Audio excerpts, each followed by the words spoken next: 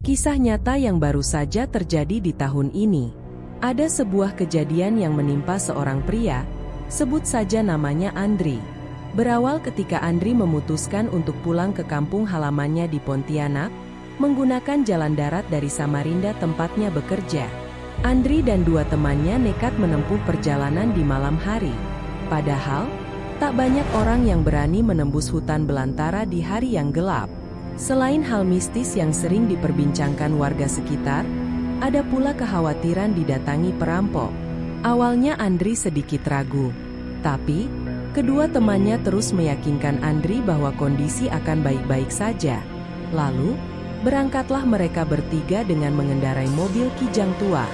Hari masih senja, matahari mulai perlahan menghilang, berganti cahaya bulan. Tak ada tanda-tanda aneh yang dirasa Andri dan kedua temannya saat itu. Perjalanan mereka bisa dikatakan lancar.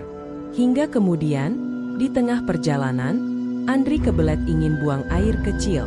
Sudah hampir 1 jam, Andri menahan hajatnya. Mencari masjid atau musala atau rumah warga yang bisa ditumpangi untuk Andri buang air kecil tak juga ditemui. Karena tak lagi tahan, Andri memutuskan berhenti di tengah jalan. Dia lalu keluar dari mobil dan mendekat ke arah pohon besar. Di sini tempat yang tepat, batin Andri. Setelah selesai, Andri tak langsung masuk kembali ke dalam mobil. Dia melihat ada bunga yang indah tumbuh di tengah hutan. Aneh sekali, kok bisa? Andri lalu mengeluarkan ponselnya dari saku depan celananya. Dia lalu memotret bunga tersebut. Tak ada kejanggalan yang Andri rasakan malam itu. Sesampainya di kota kelahirannya di Pontianak, Andri tiba-tiba merasa lemas. Tubuhnya mendadak lunglai tak berdaya. Andri jatuh sakit. Niatnya berlibur dan berwisata kuliner di kota Katulistiwa pun gagal. Andri memutuskan kembali ke Samarinda lebih awal. Tubuhnya masih terasa lemas. Sesampainya di rumah, sang istri melihat ada yang aneh pada diri Andri.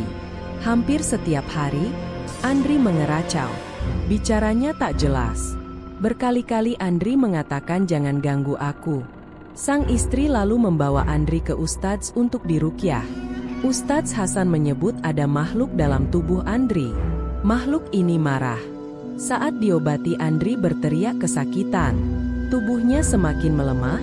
Pengobatan Ustadz Hasan pun tak bisa tuntas. Kondisi medis Andri terus menurun, hingga akhirnya dirawat di rumah sakit. Andri berada di kamar kelas 3. Ada 4 pasien termasuk Andri di ruangan itu. Posisi ranjang Andri persis di sebelah kaca. Suatu sore, anak kecil berusia 6 tahun terlihat berlari ketakutan menghampiri ibunya yang duduk menunggu di ruang tunggu rumah sakit tak jauh dari kamar rawat. Anak itu merupakan anak pasien yang berada persis di sebelah Andri. Kepada ibunya, anak itu bercerita dia melihat ada makhluk aneh muncul dari kaca kemudian masuk ke tubuh Andri. Makhluk itu sama persis seperti yang difoto Andri ketika di hutan. Hasil jepretan Andri bukan bunga yang indah yang saat itu dia lihat, tapi sosok wanita berbaju putih gading tanpa kepala. Konon kabarnya, wanita yang ada dalam foto Andri adalah korban tabrak lari di jalan tengah hutan itu. Makhluk ini terus mengikuti Andri hingga saat ini.